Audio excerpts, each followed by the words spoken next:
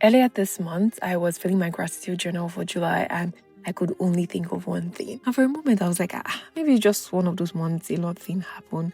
Then I do this thing where I go back, to my gallery, check things that happen, like my activity during the month, try to consciously remember every single thing and every single detail. And tell me why, while doing that, my memory was refreshed. And then I started to remember major things that happened, like actual major things. Because at first, I started off writing simple things like, oh, I'm grateful that this client's job went well. But major things that I had been praying for actually happened and then I forgot. I mean, I'm not ungrateful because when I got my answered prayers, in the moment I had thanked God for it. But then I moved on. It's like you pray to God for something, He does it, you move on because the next miracle comes with the next problem, right? This is why I highly recommend having a Thanksgiving journal. What it does for me is that every month I sit down and force myself to realize that I have a lot to be thankful for. It reminds me that God is always working, even in little things.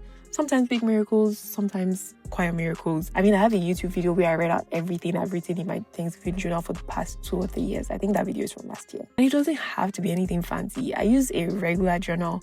I stuck with a 2-page format. On one page, I write, for instance, July 2025, what I desire. And then on the other page, I write, July 2025, I'm grateful for. So at the end of the month, I go back and tick off the things I desire that came true.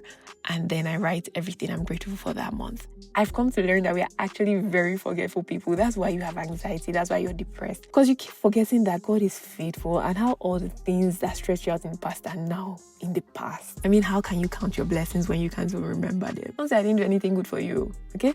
Peace.